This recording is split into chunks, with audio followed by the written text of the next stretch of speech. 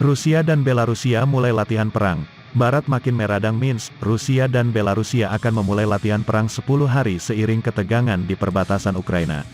NATO menyebut latihan bersama itu menandai penempatan terbesar Rusia ke Belarusia sejak Perang Dingin.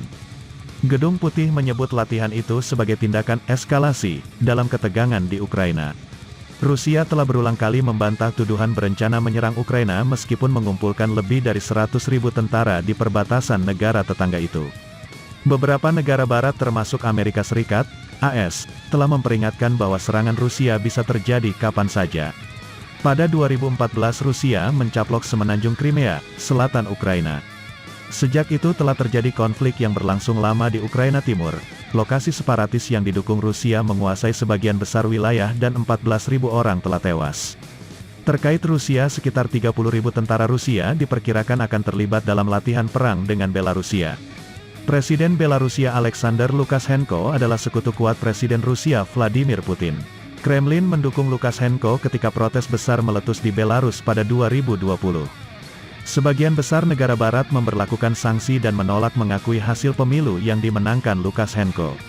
Seorang juru bicara Kremlin menggambarkan latihan perang itu serius.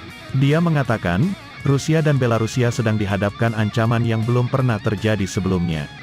Duta Besar Rusia untuk Uni Eropa, UE, Vladimir Chizov mengatakan kepada BBC bahwa negaranya masih percaya diplomasi dapat membantu mengurangi eskalasi krisis di Ukraina. Dia mengatakan pasukan Rusia di Belarusia akan kembali ke pangkalan permanen mereka setelah latihan perang.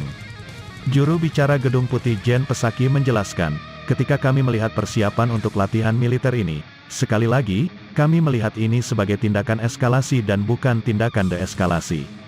Presiden Prancis Emmanuel Macron mengatakan pembicaraan tentang penyelesaian konflik akan dihidupkan kembali pada Kamis, tanggal 10 Februari tahun 2022. Perundingan akan dilakukan antara Rusia dan Ukraina bersama Prancis dan Jerman yang dikenal sebagai Kuartet Normandia. Macron mengatakan pada Rabu, tanggal 9 Februari tahun 2022, bahwa Putin telah meyakinkannya, pasukan Rusia tidak akan meningkatkan krisis. Meski demikian, Rusia mengatakan tidak memberikan jaminan seperti itu. Setelah 2 hari diplomasi intens yang dipimpin Macron, ada beberapa saran bahwa fokus baru pada perjanjian Minsk untuk mengakhiri konflik di Ukraina Timur, dapat digunakan sebagai dasar meredakan krisis saat ini. Ukraina, Rusia, Prancis dan Jerman mendukung kesepakatan Minsk pada tahun 2014 sampai tahun 2015. Beberapa diplomat mengatakan perjanjian tersebut dapat menawarkan rute untuk deeskalasi, dengan Duta Besar Prancis untuk AS Philippe Etienne mentweet bahwa perjanjian itu harus digunakan untuk membangun solusi politik yang layak.